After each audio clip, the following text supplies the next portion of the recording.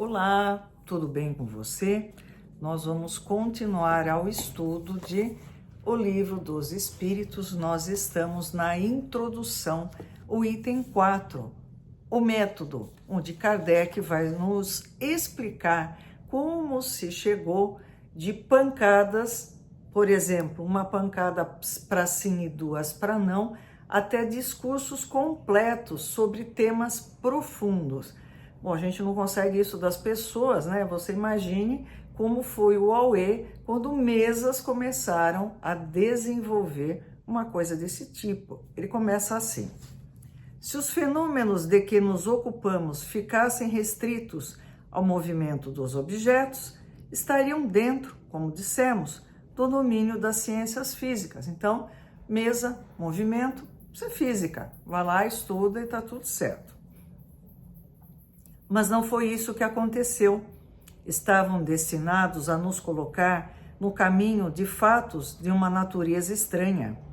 Acreditou-se descobrir, não sabemos por iniciativa de quem, que a impulsão dada aos objetos não era somente produto de uma força mecânica cega, mas que havia nesse movimento a intervenção de uma causa inteligente. Ele está explicando assim, olha, alguém descobriu, ele não sabe exatamente como, mas essas mesas, elas começaram a demonstrar uma intenção, uma racionalidade nas respostas. Eu falei assim, poxa, isso é interessante. Esse caminho, uma vez aberto, revelou um campo totalmente novo de observações. Era o véu levantado de sobre muitos mistérios. Há de fato um poder inteligente? Essa é a questão. Se esse poder existe, qual é ele? Qual é a sua natureza, sua origem? Ele está acima da humanidade? Essas são as outras questões decorrentes da primeira. Então, a primeira questão, o que tem por trás disso? Tem de fato algum princípio inteligente? Quem é ele? De onde ele é? Qual é a origem, né? O que está acontecendo? Ele é curioso, ele não se limitou a ir lá perguntar quantos filhos eu vou ter, que ano que eu vou casar, não. Ele falou, poxa, mesa não tem cérebro. Quem é que está respondendo através da mesa? Aí foi a grande sacada, através de uma mesa. Por que era mesa? Porque é mais fácil você sentar em volta de uma mesa, né? Tenta, por exemplo, sentar em volta de uma poltrona. Não dá. Como é que 5 pessoas vão sentar em volta de uma poltrona, de uma geladeira, que eu nem sei se existia na época, de um fogão? Não. Era em torno de uma mesa, que era mais fácil. E aí ele falou, tem coisa aí. As primeiras manifestações inteligentes aconteceram por meio de mesas se levantando e batendo com um dos pés um número determinado de pancadas, e respondendo desse modo sim ou não, segundo fora convencionado a uma questão proposta. Então, olha a mesa, você bate 2 vezes para não e 1 vez para sim, entendeu? Toque, sim, entendeu? Então, e aí vinha, perguntava e ia nessa maneira difícil, né, de se conversar, mas dava para conversar. Até aí, não havia nada de convincente para os céticos, porque se podia acreditar no efeito do acaso. Obtiveram-se, em seguida, respostas mais desenvolvidas por meio das letras do alfabeto. O objeto móvel, batendo num número de vezes, correspondente ao número de ordem de cada letra, chegava a formular palavras e frases respondendo às perguntas propostas. Então, pensa, letra A, 1 pancada, letra B, 2 pancadas, letra C, 3 pancadas, e assim sucessivamente. Ah, tá, soletra paralelepípedo para você ver a graça da coisa. Demorava para dedéu. A precisão das respostas e sua correlação com a pergunta causaram espanto. Oh, como assim? Ela está respondendo certo? O ser misterioso que assim respondia, quando interrogado sobre sua natureza, declarou que era um espírito ou gênio, deu o seu nome e forneceu diversas informações a seu respeito. Então pensa bem, não foi Kardec que falou, estou entediado aqui, não tenho nada para fazer, eu vou lá brincar com essas mesas. Está respondendo? Então quem está respondendo é um espírito. Não. Quem disse quem era foi a própria mesa, entre aspas. O espírito disse, olha, eu sou um espírito, né, eu sou fulano que morri no ano de tal e vivi em tal lugar. Então ninguém inventou a resposta. A resposta apareceu por quem estava produzindo aquele fenômeno. Aqui há um fato muito importante que convém ressaltar. Ninguém havia imaginado os espíritos como um meio de explicar o fenômeno. Foi o próprio fenômeno que se revelou.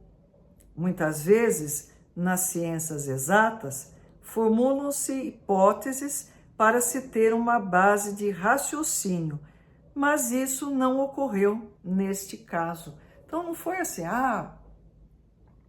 Newton, a maçã caiu, deve ter uma força que atrai essa maçã para o centro da Terra. Gravidade, pronto, descobri. Não. É como se a maçã dissesse, olha, eu estou caindo por conta da lei da gravidade. Totalmente inesperado. Esse meio de comunicação era demorado e incômodo. O espírito, e isso ainda é uma circunstância digna de nota, indicou outro processo. Falou, gente, isso está demorando muito, vamos acelerar a coisa, né?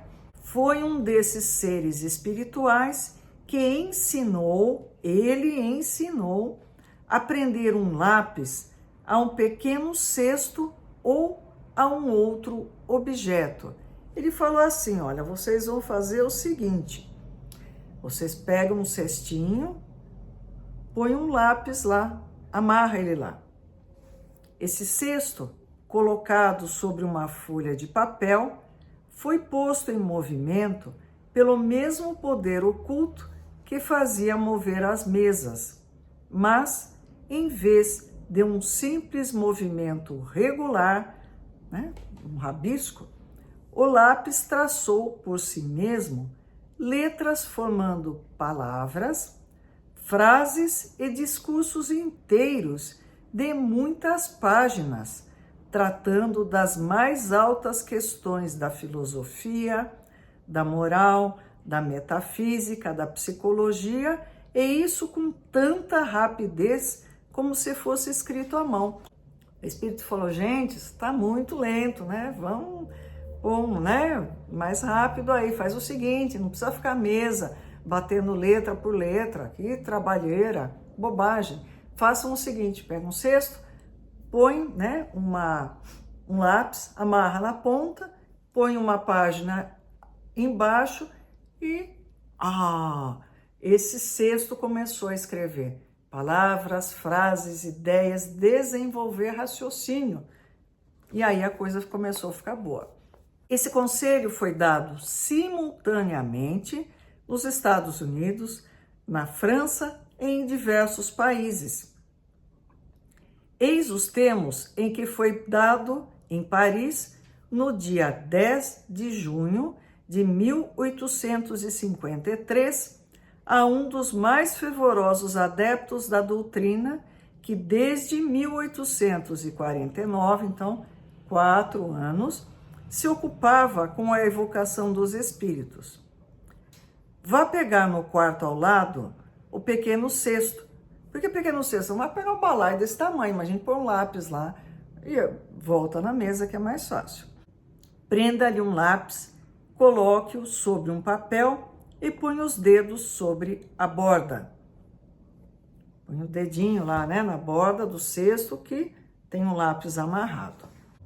Alguns instantes depois, o cesto se pôs em movimento e o lápis escreveu esta frase muito claramente. O que eu vos digo aqui, eu vos proíbo expressamente de dizer a alguém. A próxima vez que eu escrever, escreverei melhor. Por que ele falou isso? Não faço ideia, tá? Ele falou, olha, você tá vendo aqui, boca de siri, não conte para ninguém. O objeto ao qual se adaptava o lápis era apenas um instrumento. Sua natureza e forma não tinham importância. Não precisava ser nada esotérico, uma cesta de tal material, de tal tamanho, não. Era só um suporte para o lápis. Procurou-se sua disposição mais cômoda, por isso muitas pessoas fazem uso de uma pequena prancheta. O pessoal já descobriu, opa, vamos facilitar, né? Então, no cesto se passou por uma prancheta. O cesto ou a prancheta apenas podem ser colocados em movimento sob a influência de algumas pessoas dotadas, para esse fim, de um poder especial e que são designadas como médiuns, isto é, intermediários entre os espíritos e os homens. Presta atenção, médium não é só quem faz mexer cesto, prancheta, isso era lá no começo, tá? Hoje é diferente. As condições de que se origina esse poder especial têm causas, ao mesmo tempo, físicas e morais ainda desconhecidas, visto que se encontram médiuns de todas as idades, moço, velho, de ambos os sexos e em todos os graus de desenvolvimento intelectual. Essa faculdade, esse dom, se desenvolve pelo exercício, mas ela não pode ser eclodida em quem não tem. Então não adianta, eu queria tanto escrever um livro, psicografar, eu acho tão bonito. Se não está no meu dom, esquece que se mato não sai coelho. Até o próximo vídeo, espero vocês.